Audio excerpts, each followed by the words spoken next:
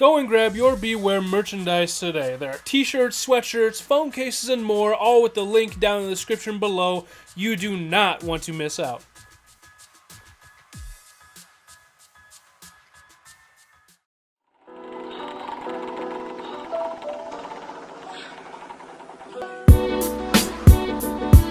What's up, guys? It's Carson back around Toxic Gaming today with week 7? Yeah, 7 of the Pokemon Premier League, aka PPL and all that.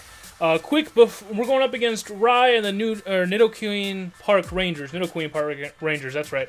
But quick thing before we get into anything dealing with minorized teams, you can see them on screen already. If you missed the team builder, click the little eye icon up in the top corner to go back to the team builder, and you can go see that and see the in-depth analysis of the team that we have and why we have it and such. You can see a lot of other videos too by clicking that little dealy thing. Cool thing YouTube has. But just a quick run-through, basic-ass run-through of what our team is. We have Braviary that is basically 3 attacks roost to catch agility passing from, or to catch a substitute pass, I believe, from our Jolteon, which is a baton pass sub. Hi, cat. You just whining at me? Okay. There's my cat if you heard that meow. But baton, or sub pass Jolteon with him Power Ice and T-Bolt.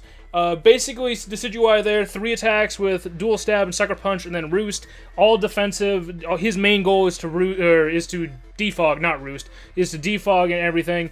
Then we have Bullet Punching, Aerial Ace, Swords Dancing, Scizor. Then we have good old Charizard X, Mojo Roy and everything, Dragon Stab, and then Thunder Punch with Roost, and I believe Swords Dance. I believe that's the one we have here. I don't remember if it's Dragon Dance or Swords Dance right now.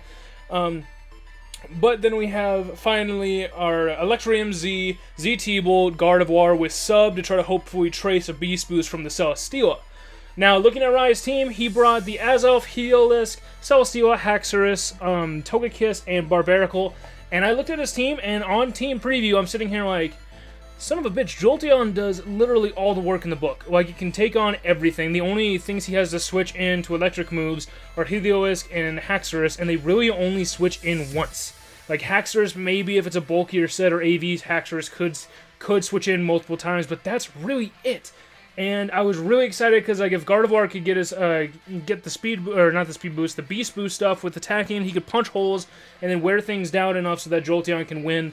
Braviary and Decidueye, it was like, okay, I feel like he's gonna lead Azelf, but because of Sash, I want to lead Braviary to U-turn out on that.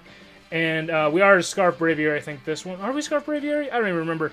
But I believe we actually are because we outspeed the Azelf, I think, with Scarf Braviary. But we'll go just without me trying to remember stuff. I'm frazzled right now because I gotta get stuff done real quick before I leave for the weekend. So we'll just get right on into the battle. Okay, guys, here we go, right on into the battle and stuff. So I know that beginning entry was kind of confusing, but that's why we have the team builder to be really in depth. I just want to kind of get into the battle. He leads off with the Azelf. Like, I kind of figured he would when I saw Azelf, so I went into Braviary. I believe we were Scarf Braviary, and I knew I could U-turn to pop a Sash if he had it, and then if he set up rocks, I basically got a free switch into Decidueye. If he knocked off, I knew I could take one, Sucker Punch the next turn, or take one Spirit Shackle if he wanted to switch out. I knew I could do that. So I decided to U-turn into Decidueye. Kind of weird on most Azelfs as they have knockoff, but he actually decided to Stealth Rock first turn, as he also knew how important it was to get Stealth Rocks up when you're facing a Zardex. So good move on his part, but here he goes for the Reflect. I was expecting the knockoff or to switch out, so I went right for the Spirit Shackle to lock in whenever he would switch in. Turns out, Decidueye with like 12 in attack or something will actually take out the Azelf through the Reflect. So this Azelf effectively only set up a Reflect and a Stealth Rock, and I can defog right now free and clear. He does bring the Celesteela here, and I will defog right here, and he goes for the Atomize.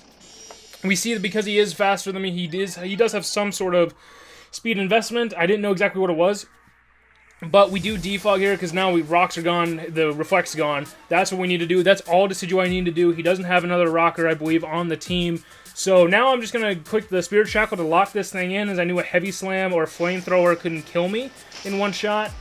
We see that Heavy Slam does a decent fucking chunk, and I'm going to Spirit Shackle here, lock this thing in, and try to keep it from, like, maybe him predicting I'm going to switch out and pull in a double, even though he set up. I didn't know exactly what I was trying to do besides just set up and maybe get a cheeky kill and get a Beast Boost. but I figured that I could outpace him with other things later. So I go here for the Psycho Punch. I'm getting as much damage on this Celesteela as possible. I don't need Decidueye for this point. He's done his one job, and that's getting rid of rocks. So Decidueye is going to go down here. He did his job completely well, and he got this Celesteela around half. And so Rai does get the attack boost here, and right here I want to pause for a second. Okay guys, I wanted to pause right here because I fucked up. This was the point in the game where I had an opportunity to take down the Celesteela so that it could not do anything to me. Or so it couldn't do anything more damage than just taking down Decidueye or weaken another Mon along with it. I was really concerned about this thing. I thought, like, hey, I could go right into Jolteon and be fine, and I'll maybe outspeed it or take a Heavy Slam fucking easily. And then I had a last-minute second thought, and I was like, wait a second, does this thing get Earthquake? And so I went on to Showdown quick during the battle, and I was looking it up, and I looked up a Celesteela set that I actually have for another league or another whole team thing I have, and Earthquake was selected as one of the moves on that Celesteela. But when I just decided to scroll through the move sets. And the moves usable and everything as you see on Showdown, and Earthquake was highlighted, and I didn't see the highlighted part on there. I was looking at all the non-highlighted stuff, just quickly glancing, because I believe at the time I was thinking about it. I think I had 20 for 25 seconds left. I feel like to actually make my switch and decide, and I was torn between going into Jolteon, taking the Heavy Slam, and if it didn't get Earthquake, and just killing it straight up with T-Bolt.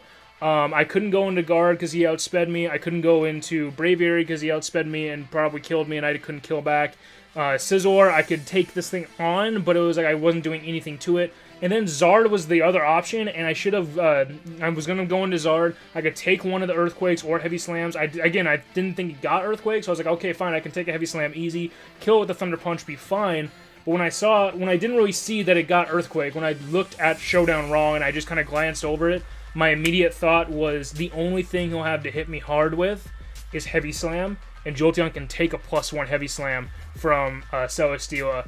We can take anything that this thing has to do with Jolteon, and I can just kill it right away. Don't have to waste my Zard. I've been wasting Zards in past games, so that came into effect.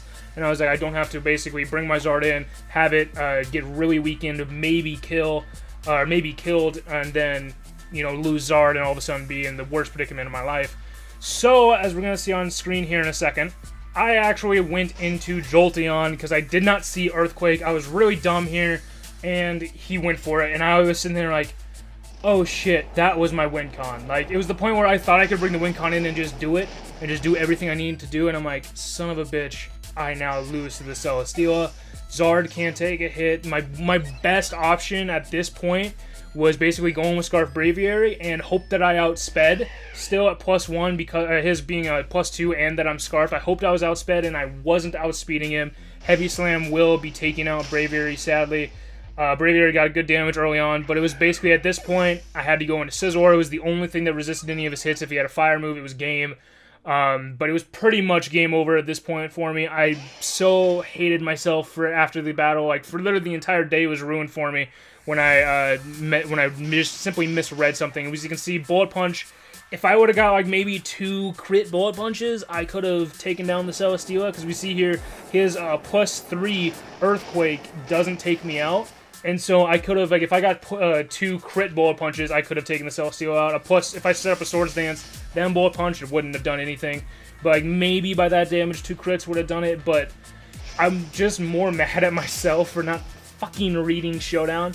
It pisses me off so much just thinking about it now still. I could have easily gone into Zard, taken this thing out, took a lot of damage, yes, but I had a Roost on him to get that damage back.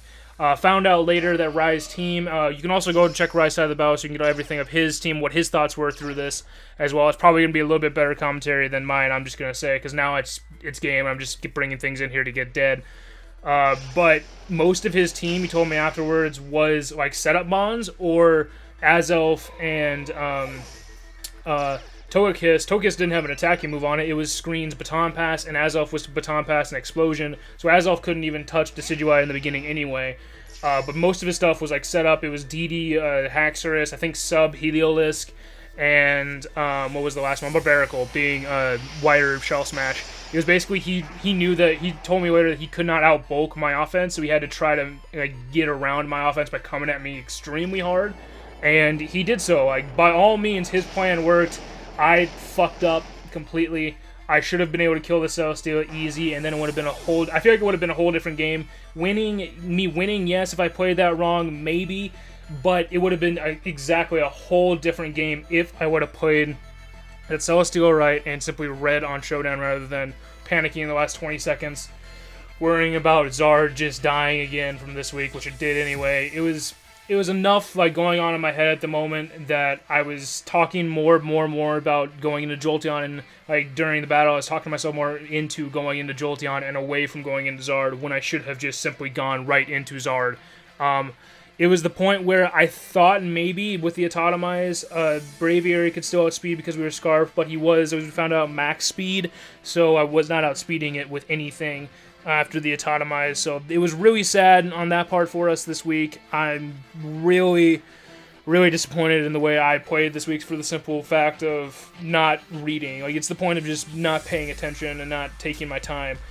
But I hope you guys still enjoyed the battle and the team builder and stuff. I know it's kind of a downer week for us, but hopefully we can come back next week and we can do some good things against Eric. At the moment, we're not looking too good for going up in the standings and making it to D1. But if we can end the season maybe middle of the table, I'll be happy with that. Maybe just get a 500 record at the moment. That's what I want to go for. But again, thank you guys for coming out. Go check Rye's side. He'll be a lot more hyped and excited about this game than I am right now. His links and everything will be down below. All of the links for all of the PPL coaches are down below as well. There's links to the Discord fan server, as a lot of you, if you've been watching these videos, you know this by now. If you're new, go ahead and be a fan of the Chicago Bewears. We need the support now more than ever, to be honest. But there's also links to t-shirts and stuff like that as well. Make sure you like and subscribe, and if you guys enjoyed at least any part of this battle, and you can enjoy a lot of the content coming on the channel, it really means a lot to me for you guys to do that. And yeah, that's what's basically happening. So I gotta go, like, basically not be traumatized by Celesteela anymore. So thank you guys for coming out. I'm Carson, this is Toxic Gaming, and as always, you guys stay toxic. We'll see you guys.